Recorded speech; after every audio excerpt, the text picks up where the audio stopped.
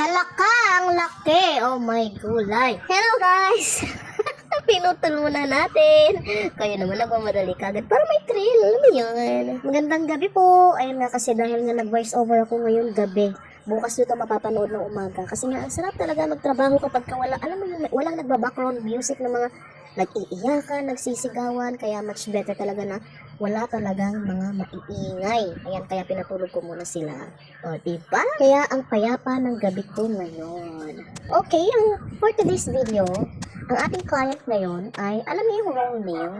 Ayan yung roll nail na matigas, tapos madikit yung dry skin, tapos naglalaman-laman sa ilalim.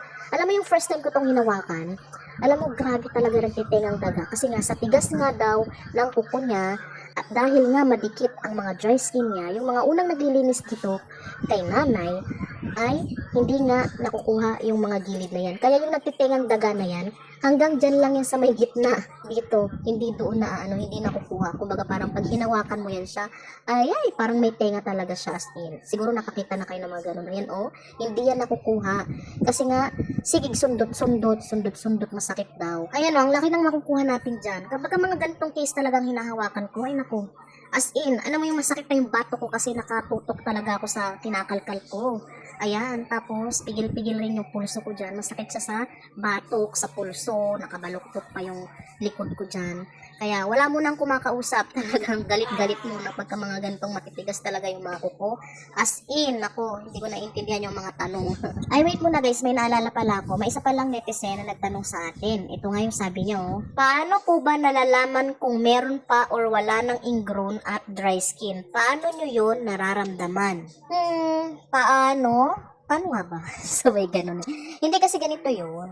Siguro, dahil nga sa experience na rin, tsaka dahil nga matagal na rin akong manicurista, siguro, napifeel namin yun the way namin hawakan, the way unang hawak pa lang namin, unang kapa pa lang namin, tsaka syempre unang tingin pa lang namin, malalaman talaga namin na marami nakalagay sa loob, talagang may nagtatago, pero meron din talagang mapagkunwari, kumbaga, yung unang tingin mo pa lang, kala mo walang laman, pero kapag kinalkal mo, sangkaterba pa lang makukuha.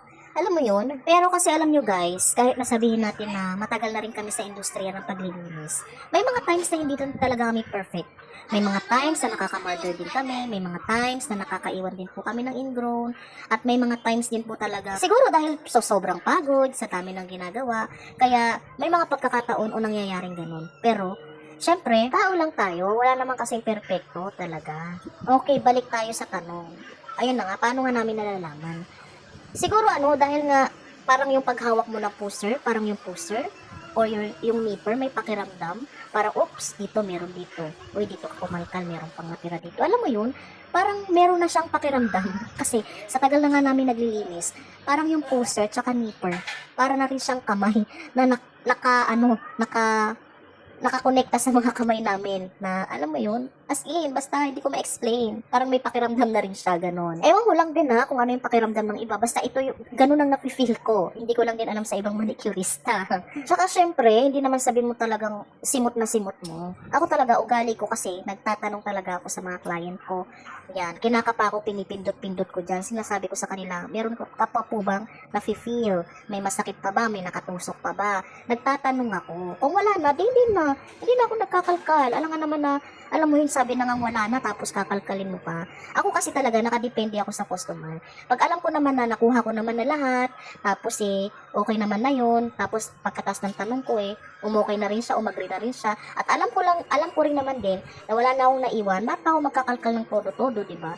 At saka may pagkakataon din, kasi na may mga customer na ayaw magpakalkal, pero kailangan tanggalan at kailangan tanggalin, ini-explain ko yun. Pinapaliwanag ko yun, sir, taste muna tayo, kailangan natin tanggalan to, kasi nga, sa mga susunod na araw, magiging kosto talaga ng sasakit to, dito na part, kasi meron dito nakatusok, ganon. Ini-explain ko, tsaka ugali kong magtanong, alam mo yun, hindi ako masyadong, hindi ako nagmamarunong-marunungan, hindi ako nagagaling-galingan, kasi nga, sila yung mas nakakaramdam.